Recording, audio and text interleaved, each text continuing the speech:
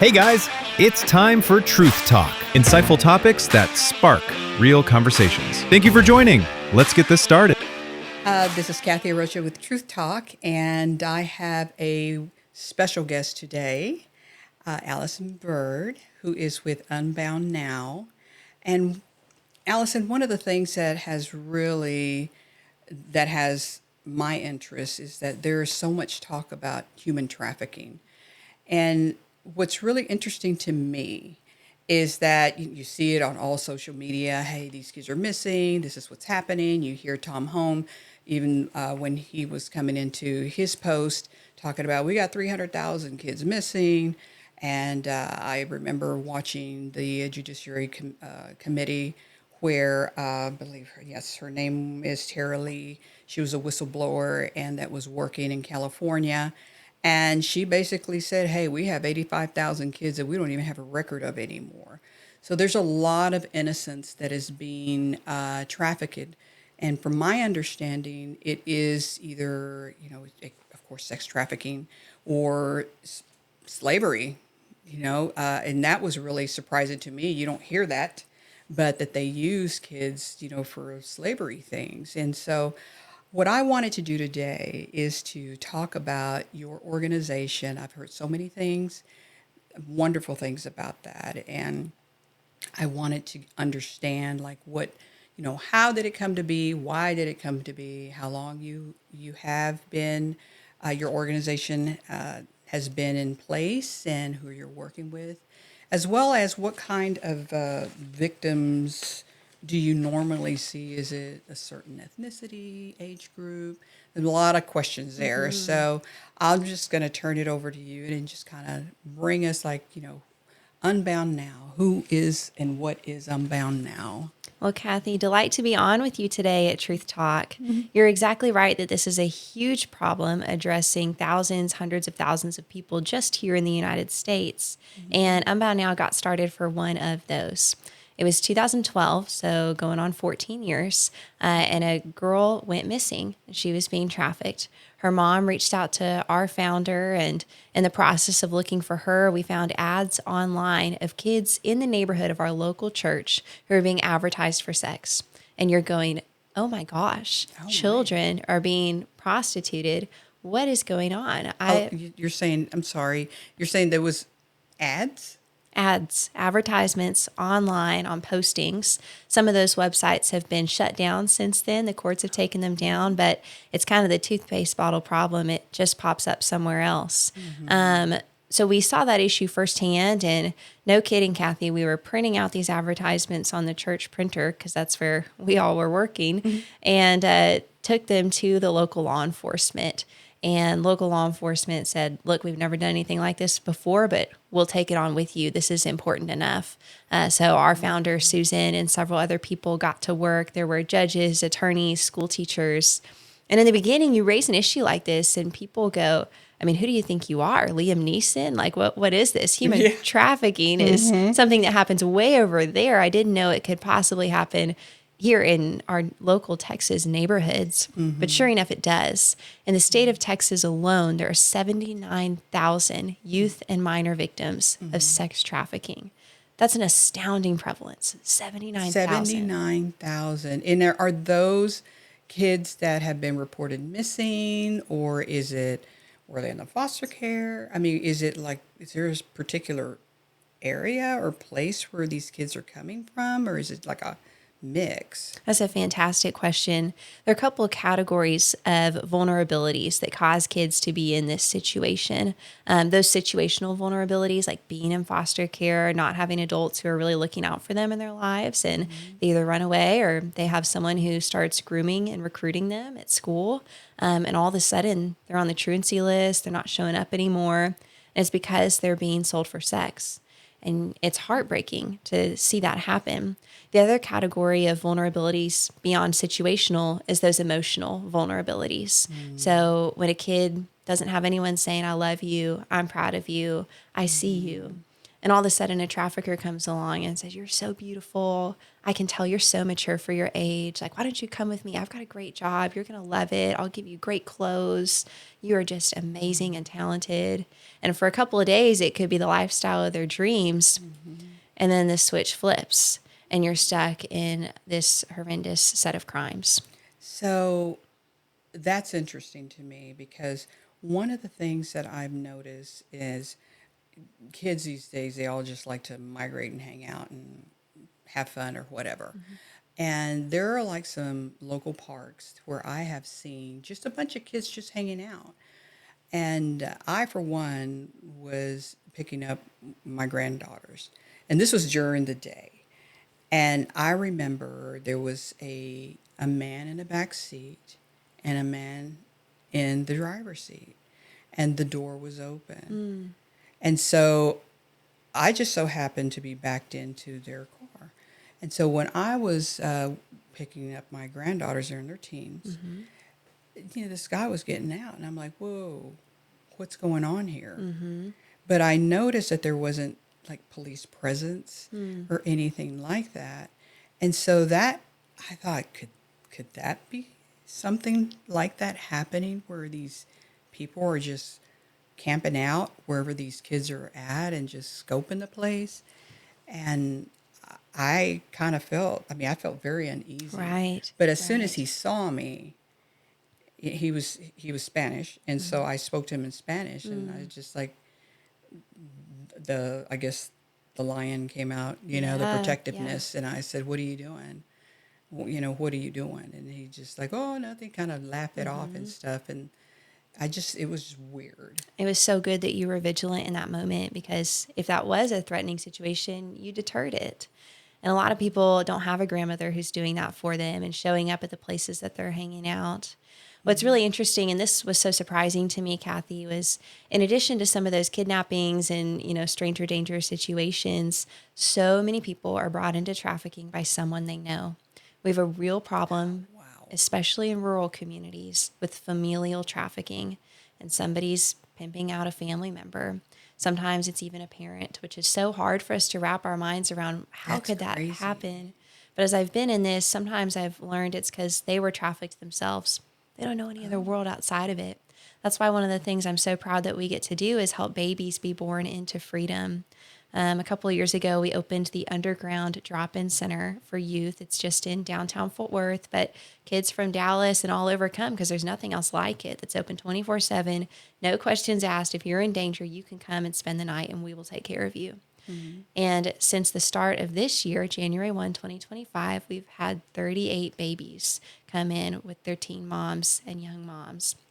We had one last Tuesday night. A young mom had a baby delivered in a Dallas hospital. The baby was 2 days old. They were discharged and had no place to go. And they came and spent the night. 2 days old. And to be able to say, okay, you're not going to end up on the streets where your statistical likelihood of getting snatched up is really high. We're going to make sure that you have a very safe placement and that freedom is a reality for you and your kid. So what happens in that situation that these young moms, and I would think it's because of the abuse that they're going through, right? So what happens to them long term? I mean, does your organization help in that area to kind of help them start over or have a new life? Or Exactly. For someone who's being trafficked, when they come through our doors, and that underground, I describe it as the front porch to services, because it's low barrier to entry. You don't have to speak about anything, that you feel shameful that's happened to you. You just get to come in and be loved on and taken care of. And then as our staff get to know you and do that risk assessment and intake forms, you get matched up with an advocate. And an advocate is a full-time staff member of Unbound Now, highly trained. These are just some of the cream of the crop people. And they will walk with you as one of our clients for sometimes even up to years on that freedom journey to make sure you've got a safe place to stay, to make sure that if there's, actionable items for a criminal investigation, that we can bring that forward to law enforcement, because we co-lead the Tarrant County Human Trafficking Task Force. And so it's so easy to pick up the phone and call law enforcement, who not some big scary guys far away. They're just our friends who are here to help. and get that case moving. Just this week, actually, one of our clients is testifying in court against her trafficker, and we are there cheering her on. Our staff is in the courtroom, and I can't say which court or which judge it is for her privacy, but it's that kind of thing that happens more often than we would think. So let me ask, so these is it mostly girls or boys, or what's the weight? Majority female, but we do have some young boys who get trafficked, and that's a whole nother conversation, but it happens. It does happen. That just, oh man, that just blows me away, because a lot of people don't really understand, how to identify that. And one thing that I heard, and I definitely, I mean, you would be the expert to know this, that it seems that there's a lot of chatter that even teenage kids are being used to lure victims, and they become like their friends, and they even befriend the family or whatever. And then, but their whole intention is to, traffic these kids. Is that happening more and more? Is it happening in the schools? Are you seeing that happening more? We do see that. And the way I think about that is traffickers are really smart, and they know that the guy in a black leather jacket hanging around the school is not going to make it very long. Right. But that if they can designate others who can slip in a little more easily as a student or a coach, that person has a much, better chance of being able to recruit people and build rapport with potential victims. So has there ever been a discussion with these teens that are actually luring them? Do you see that happening because they've gotten involved with the wrong people, or they're forced to do this, or they just want to do it? They're usually a victim themselves, and to stay alive, they've got to go recruit other people. So it becomes really complicated for our assistant district attorneys who handle these cases, because you've got someone who, let's say a common fact pattern is they were trafficked through their teenage years. Now they're out of high school, but they can still go back and talk the talk and get other girls involved, and they've got to do that. Otherwise, they're going to get beaten up by their trafficker. So they do, and they successfully recruit a couple more girls, and they're keeping them in line and setting up deals and, meetings with buyers at hotels and that kind of thing, and they get caught. What do? Are they a victim, or are they a perpetrator? By law, they're both. Do you prosecute them? What if they say they don't want to change their ways? What if they have a kind of allegiance to their trafficker in some way? It leads to some really tough questions. Yeah, and I think that what happens, like it's like abuse, and I'm a survivor of abuse, and a lot of times you've heard, even with other abused people, where they sympathize with their abuser. They really don't think that they're being abused or anything like that. And I'm wondering that is it like that, or is it different with the traffickers, that they feel they don't really get that I'm being abused or I'm being groomed, or I mean, I'm not sure how that works on how the victims felt like, well, I didn't think I was doing anything wrong or anything like that. That's such an insightful question, and thanks for opening up about your personal experience as well. It's very common for for victims to refer to their traffickers as their boyfriend. And because that's often how the relationship started, under that pretense. And it's so hard for any of us human beings to face the reality that someone who said they loved me was only using me. And facing that every single day is pretty crushing. And so a lot of times when a victim is rescued, that rescue is not a one-time event in the way we would think of it, because sometimes they go back 2 and 3 and 4 times. And so the job of our staff at the underground, and as well as our field staff, is to convey a sense of absolute value and unconditional love that's set in contrast to the way that they're being used. And so you can't just sit down and say, your boyfriend's a bad person, you need to get out. Because they have to make that connection. Yeah. It's too hard. They've got to discover that on their own and take ownership of that freedom journey. It's a really nuanced thing, right? But we can all kind of, think about that and understand how it would be that way. Yeah, and I wonder about that because, victims do tend to, it's hard for them to get out of that because they've had been groomed and they really don't know what love is. I mean, love to them, that's normal. The abuse is normal. And it's just really interesting. I've seen it. I've seen even young kids display just odd behavior that you just know there's something wrong. Yeah. There is something wrong with that. And so, how do you work with schools? Is there some kind of program training to ensure that all of these, because they're in the schools all the time, right? I mean, the kids are there the majority of the time. And so how do we train, or are we training our schools to ensure, hey, recognize this or that, and this is what needs to happen? The best thing is to stop trafficking before it starts so that nobody has to go through that recovery process afterwards. Unbound Now has MOUs with Fort Worth ISD, a lot of the surrounding ISDs in the area, and actually across the state of Texas, where we do our curriculum of helping youth stay safe from trafficking, to report if there's bad behavior happening to them or to someone else. These are not just big auditorium, 20-minute assembly style lectures. These are small group discussions over a period of 6 to 8 weeks. And what that does is it creates a sense of trust and safety. And sadly, a lot of times we have kids raise their hand and say, that happened to me. And they make a disclosure. Wow. And then we can get them the help that they need. So our youth prevention education staff, they call in our advocacy staff and say, okay, meet your advocate who's going to be with you for the long haul of working this through. We've got great relationships with the school counselors and teachers, so that they know who to call. They know they can send kids to the underground if that kid doesn't have a safe place to stay. So really in-depth relationships.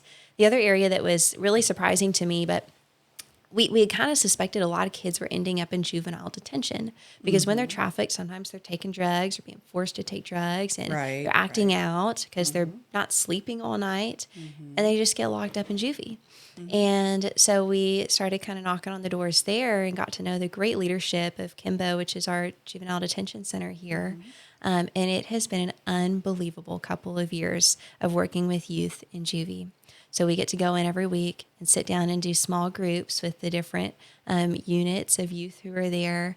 And 1 in every 10 kids who goes through our prevention program makes a disclosure of trafficking or exploitation. Wow. So we get to get them the help that they need. And the folks at Juvie have just been phenomenal to work with and to equip these kids to stay safe when they get out. That is crazy to me. It's, and like I said, and like in social media is a hotbed. And I believe because kids have just, you got to have a like, you got to have that click, and these predators are out there, and it amazes me how many kids I want to meet you type thing, and they actually go.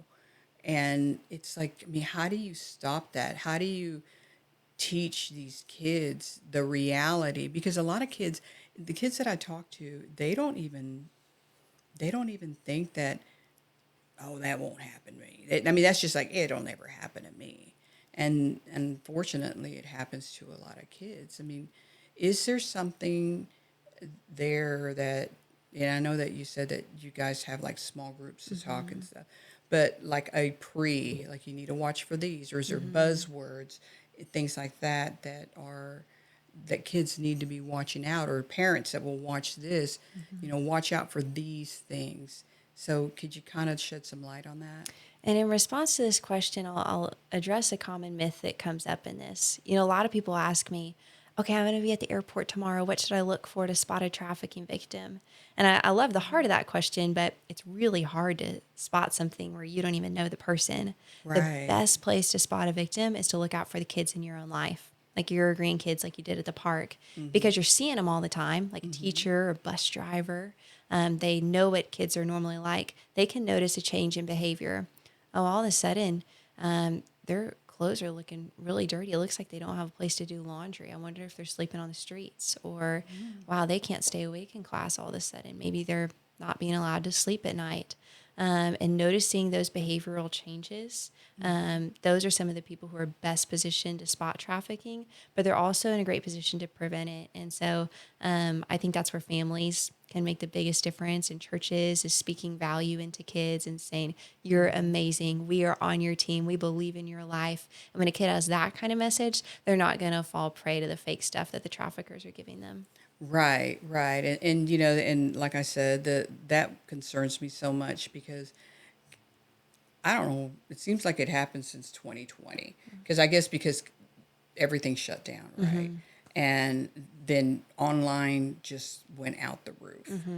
And it just seems that there's like not enough communication as it was with families or anything like that. It's like it took that away. Right. And now they get their validation online. And it's really a shame because so many, and I see this so much, so many kids, especially girls, it seems like it's more girls than guys, just me witnessing that they just, I don't know, they just have to be validated. Yeah. And I don't know. I mean, it's like, how do we change that? How do we make parents more aware? What do we do? Yes. You know, you take a phone away from our kids. It's like, oh my gosh, you know. It totally is crazy. You know, I'm Gen Z, Kathy, so I grew up in the middle of the dopamine addiction of getting those likes and enough notifications that your brain becomes addicted to it. But what gives me so much hope is what I'm seeing among people my age and younger, Gen Alpha, is people pretty much know and believe that social media is not good for them. And if they just had an excuse to get away from it, a lot of them really would. Even girls, they know this is not good for me. It's not like the folks who were a little bit older than me. We didn't know it yet. It was so addicting. It was the norm. Of course, you're on Facebook all day, you know, use it to advance your platform, et cetera. But I think people realize now, both from science and just the way God made us, I can't be doing this all day. And so a lot of times what we can do is just give people an opportunity to put the phone down. I love, you know, making a really fun dinner and just getting everybody distracted and in the moment so that the thought of their phone doesn't even come up. And making it a safe place where they can just have an amazing alternative to the scrolling. Yes, yes. And I think that's what's lacking. Definitely think that's what's lacking. Okay, so I want to turn to one of the things that concerns me. And I'm in Arlington, Texas. And so there's a lot of activity that's going to happen next year, you know, the World Cup. And just it's not going to be like thousands of people. It's going to be like millions, right, that are going to be coming through Arlington. And one of the biggest concerns that I have, and I'm sure, you know, law enforcement, they know what they need to do, but to me right now, I believe that like the entertainment district, because of all the sports and things like that, it's a hotbed for trafficking. And I really believe that. I know that I've had a couple of friends that actually was doing security, and they saw something very suspect at the stadium. And they said, you know, I just kept looking, and there was be some girls that go into one of the suites, and they'd come out, and they were crying.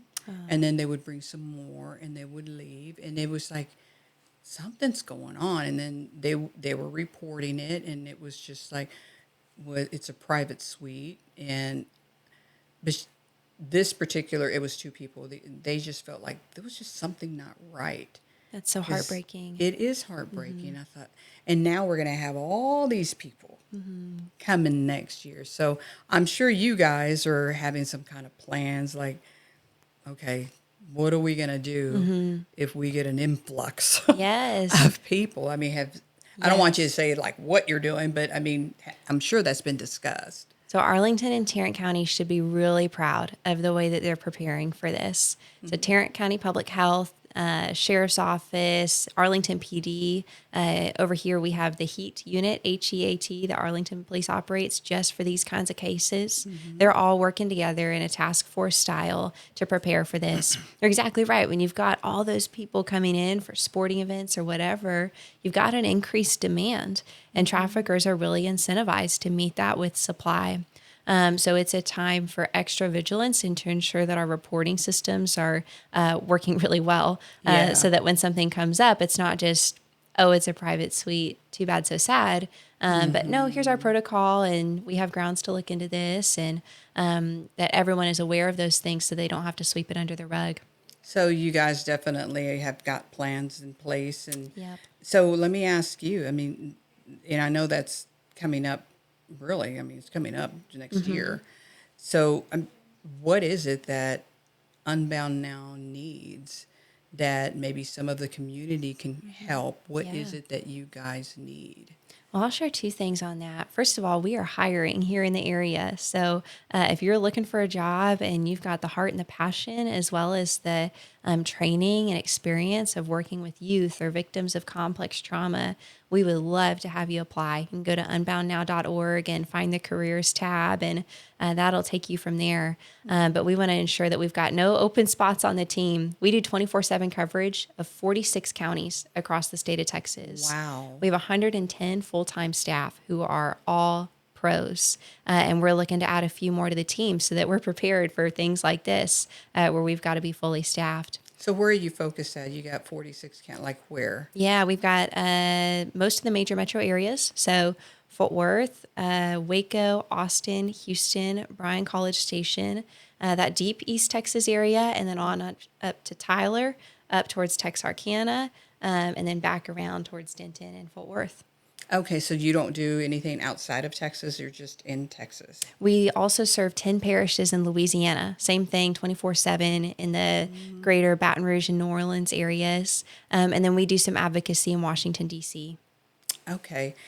That's wonderful. That is great. I didn't realize how big you guys are. We didn't either. We just woke up one day.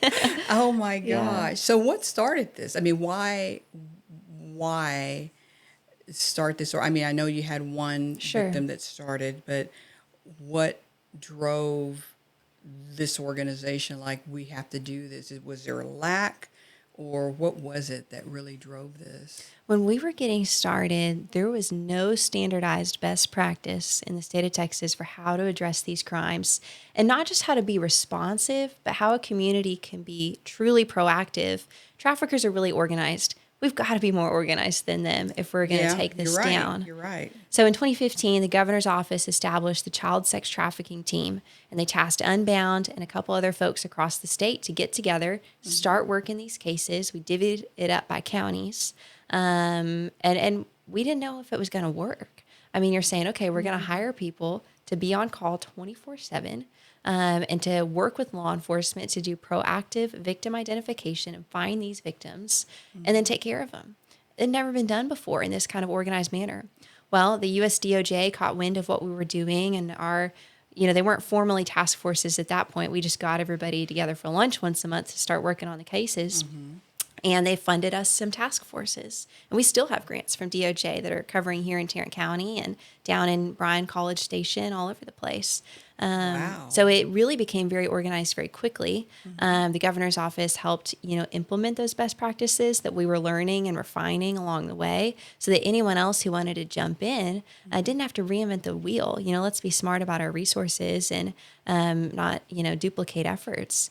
And so it's been amazing to see this roll out and be so effective. One of the things I love we've gotten to do through this is working with hospitals. So a lot of victims will end up in the hospital because they're being abused, and it's really sad. And actually, I think the number was 89% of trafficking victims will see a medical professional while they're being exploited. Really? So the vast majority are going to see one. So who better to train? Okay, help me with that. Yeah. So that's a high percentage. Why? Is it, I mean, I probably can guess why, Sure. but why? Well, I'll cite my source first. It's Polaris, so you can look it up online, the hotline. But a lot of people are getting beat up. So we had a client who trafficker threw a weightlifting weight at her head. and she goes in with a head injury. So you got all kinds of things like that. Strangulation is a really common thing that happens, and strangulation is hard to diagnose because it's not like you're always seeing Right. on the neck. You've got to be able to look at the eyes and that sort of thing. So you've got to have medical professionals who are really trained to address those types of intentional injuries. So when they see injuries like that, then they contact you guys. Is that how that works? And actually, they've got a great team. So Mary Ann Contreras is in the ER at JPS. She's on our advisory board. Awesome. And they implemented a really easy screening tool. And I think that's the key. It's 4 questions, not 25. And they ask these questions, and they do it in a way that doesn't put anybody in a shamed position. Like, hey, are you being trafficked? Right. No, like, hey, you know what? It's common for people to feel uncomfortable in their work sometimes. Have you ever felt that way? That's a really basic question to get it rolling. Then it goes a little bit deeper from there. Obviously, if they're there with another guy, you're going to ask him to leave the room while you answer these questions. Otherwise, people can't speak openly. So the trafficker would be with the victim to bring him in if some kind of injury. That's We've seen it interesting. both ways. Sometimes like domestic violence cases where that happens, and they're there to control the answer. But in a 2-year period, JPS identified 763 trafficking victims in their beds. Oh my God. Remarkable. And my theory is those victims were probably always there. They just weren't being found before. So kudos to the hospital for implementing such a great tool.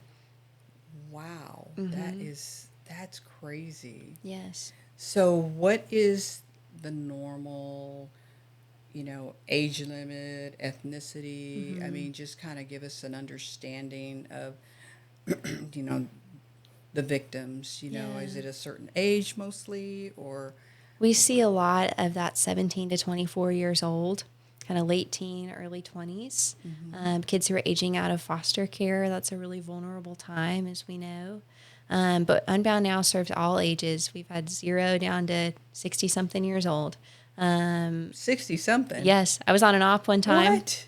Oh, my. South of here. It was a 17-hour law enforcement operation. It was a long day. And it was 4 women in their 60s who were being sold out of a massage parlor. It's crazy. That is crazy. I've never even heard that. Yeah.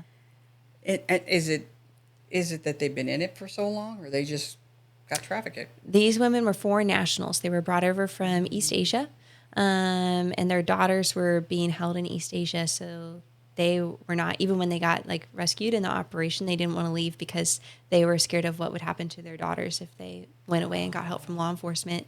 There were 2 traffickers. One of them passed away before the trial started, and the other one did get a guilty sentence. Wow. Yeah. Wow. And to me, when I think about traffickers, it's just like there's a domino effect. It seems like there's always a handler, a deeper handler of what's happening. So, everyone gets the Amber Alerts and things like that. Is that something that triggers you guys? Oh, there's an Amber Alert, this is happening. Then I guess task force getting gear to try to find the kid or whatever. Yeah. So there's a service called Care Coordination that we provide for some, not all counties. It's a really nice soft term to describe what I would call air traffic control.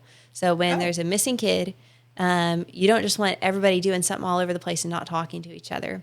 And so care coordinators, that's the term, and these are our full-time staff. Again, it's 24/7 because people go missing at all times of day. They run that case, and they try to find that kid. Sometimes we just had to chase a kid all the way to Seattle. And so you got to do that sometimes. But care coordination makes that possible. Wow. So you guys should just have everything kind of in every piece of the pie, if you will. It's a pretty robust operation. It seems like it is. And so you care for these individuals, and do they ever get out of it? Yes. Is there any success story? Is there, you hear all the bad stuff, but it's like, God, any of them, do they get out of it? Do they become advocates? I mean, tell me a little bit about some of those success stories. There's some amazing survivor leaders in this space who want to give back after everything that they've experienced and help others find a life of freedom too. One of the stories that means so much to me, this was 4 years ago. I was in the underground one evening, and a girl came in. She was in her early 20s. She was pregnant with her second kiddo, and she had a heroin addiction. The police had found her passed out behind a building and brought her to us. She was a victim of human trafficking. She grew up on the north side of Fort Worth, was trafficked by someone who was connected to a family member. She was a freshman in high school when it started. She was in class for a little bit, and then she dropped out. And that's where, again, those teachers are so important. What if someone had caught her before she dropped out? She wouldn't have had to suffer the next 6 years of trafficking. So she comes in the door. It was an amazing time that night. We watched an episode of The Chosen together and just saw the heart of Christ on display. And we're a faith-based organization. We don't put that on anybody, but sometimes people ask. And so we get to offer that if that's something that they want. And now she's doing amazing. She went to rehab. She completed it successfully. She's been sober for quite some time now. And she's working for a family-owned gelato company here in the North Texas area. Wow. It's amazing to see. And she has did she keep her children? Or? I can't speak to the details of the custody. Mm-hmm. And people make different choices on that. Sometimes after everything they've been through, it's better for the kids to stay with a family member. And other times they're so eager to get their kids back, and that's the right fit. So individualized basis on that. So whenever something like a situation like that happens, and it started with the family, do you guys try to, I don't know, maybe the wrong word is work with the family, or try to get them out of it, or try to get some healing for them? Or, I mean, is that ever done or part of the program or anything like that? Yeah, it's case by case. So for context, this year, our staff have served 1,506 survivors and clients. Just this year? Just this year. Wow. So it's pretty crazy. And each one of those is a little bit different. So when they're coming from a safe family, I mean, we've had support groups for moms of survivors. We've had all kinds of things to take care of families on the other side of trafficking and help them come to grips with what their child has experienced. But sometimes if the family was involved in doing the trafficking, distance is the safer choice for everyone involved. And that's so hard to see. No one wants to see that. But we live in a very broken world, and ideals don't always become reality. Yeah, that's definitely true. And it's really sad because it seems like we have more and more non-nuclear families. And it's tough. It's tough. I mean, I was a single mom for over 13 years, and it was not an easy task. And I can imagine some of these, especially if they had been trafficked before, right? So it's like they're normal. Like I mentioned, it's kind of their normal, even though it made them feel crappy. But it was a normal way of life. And so it sounds like to me that you guys really just kind of hit all areas, which is really, really great. And so as far as donations, you guys, you're a nonprofit, Yes. right? Okay. So you take donations. Do you take, I don't know, like clothes or things like that? And if so, what can somebody do to help in that area? Absolutely. Well, we are so proud of our amazing staff. And so part of my job is getting to bring in the money to pay all of those amazing people. And one of the people we have helping with that this year is Tim Tebow. He's coming to Fort Worth. And I brought one of the packets. I'll leave it with you here, Kathy. But if anyone would like to meet Tim Tebow, hear him speak, we would be delighted to have them as a sponsor. We already have sponsors who've covered a lot of the costs of the event, so your money's just going straight to the mission. And that'll be at the Fort Worth Convention Center in April of 2026. That's a great way to give. North Texas Giving Day is going on right now in the area, or actually starts next week. We've got a matching gift, so every dollar. So what is that? Explain that. Yeah, you bet. So North Texas Giving Day, started by the Community Foundation of Texas, means that nonprofits all over have a designated month for giving.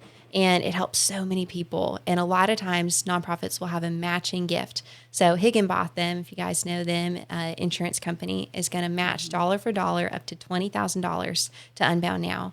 So you just go to northtexasgivingday.com and type in Unbound Now. You can give. They will match your gift. It's a fantastic time to get involved.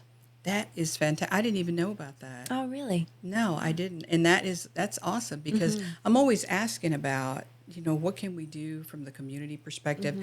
How can we get involved?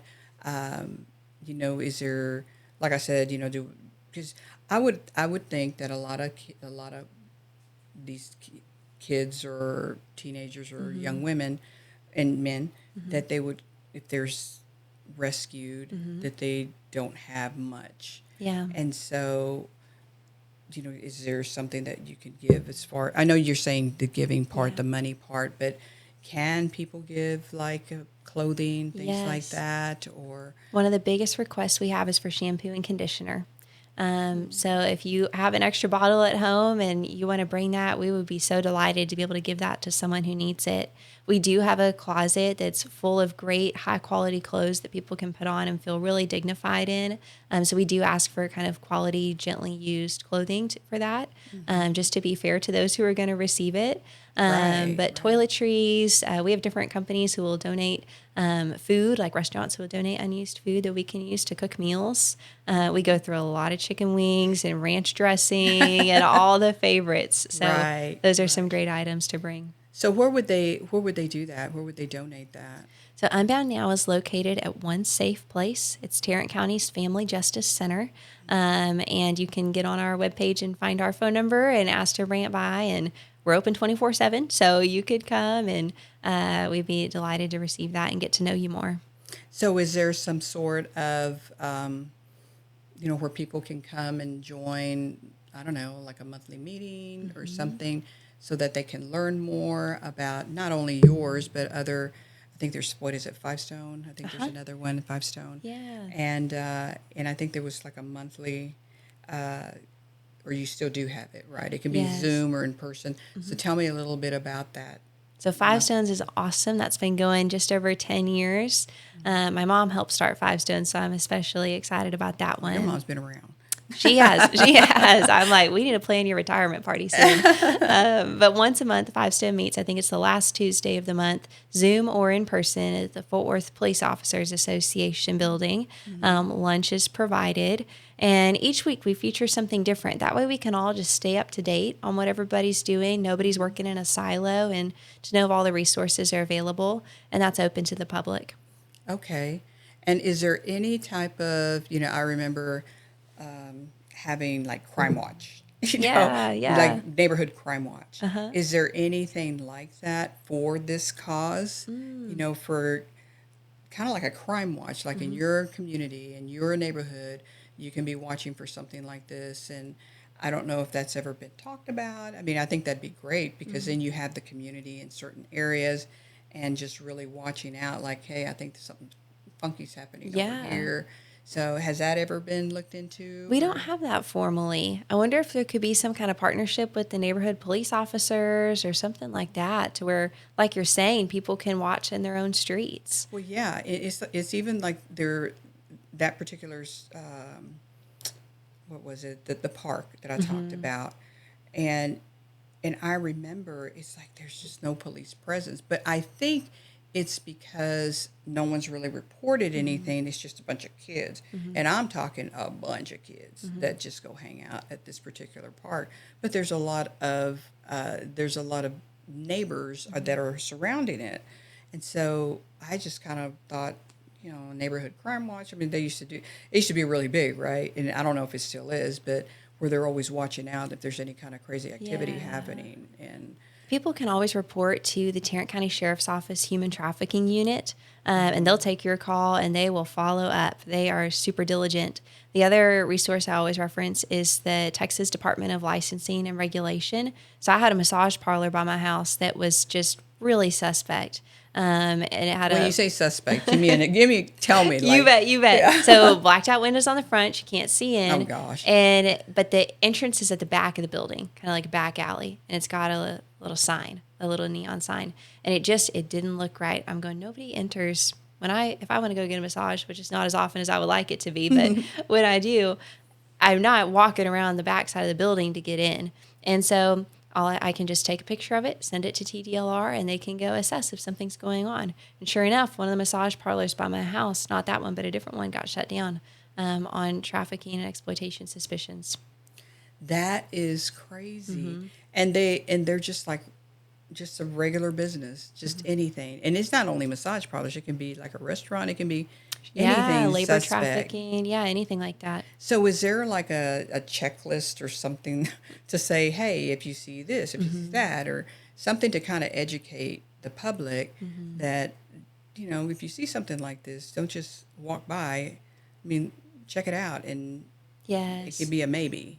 On our website, you can find a specific training for you based on if you're a teacher, if you're a dentist or a doctor, or whatever your industry is, if you work in a legal profession, so that you know what to look for where you are.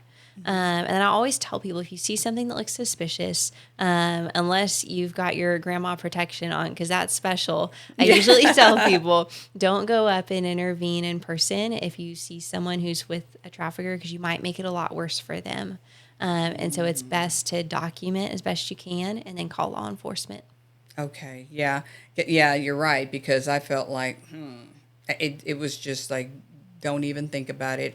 I didn't even think about myself. Yeah, of course I not. didn't think about myself. I just thought my granddaughter's coming. You're eyeing her, and we're about to go down. Of course, me, I'm thinking, what can I do? But Yeah. But that's a perfect protective place to intervene. Absolutely. Yeah. Absolutely. Well, I appreciate the time that you have given me, because I didn't know all that was happening. I didn't know everything that Unbound Now has. And I'm definitely, I'm going to air this and also talk to people that I know. Like, we need to make sure that we're supporting you guys, because this is big. And like I said, and next year, it actually really concerns me, because there's going to be just so much happening. And we just have to really be careful and talk to our kids, our grandkids, and really watch what they're doing, because they are, even though they're 15, 16, they are naive. They don't know everything. Right. They don't. They think they're untouchable. And I'm always pounding it, even in my granddaughters, like, don't act like it can't happen. Yeah. I pray it never happened. Right. But don't act. I mean, don't, especially quit looking at your phone when you're walking from the mall to the car. Yes. I mean, they look at vulnerabilities, things like that. And it's like, don't do that. You be aware of your surroundings. So They're very lucky to have you in their lives, that's for sure. well, they always say, like, oh my gosh, leave me alone. Sure. But yeah, I really appreciate you coming, because this has really enlightened me, and I will be posting that. That is, I mean, I love what he's doing. Yes. I love what he's doing, and that's definitely something that we would want to contribute to, and definitely make people aware, so that we can make our communities safer.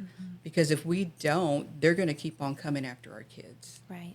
They just are, and it's time to really fight back, because there's more of us than it is them. Yes. And I think that showing that strength as a community, as families, that we can save a whole lot of these kids, that they don't have to be going through that. I agree wholeheartedly. Kathy, thank you so much for the conversation today. I really, really appreciate it. So, well, folks, you have it there, Unbound Now. I really hope that you guys really look up their website.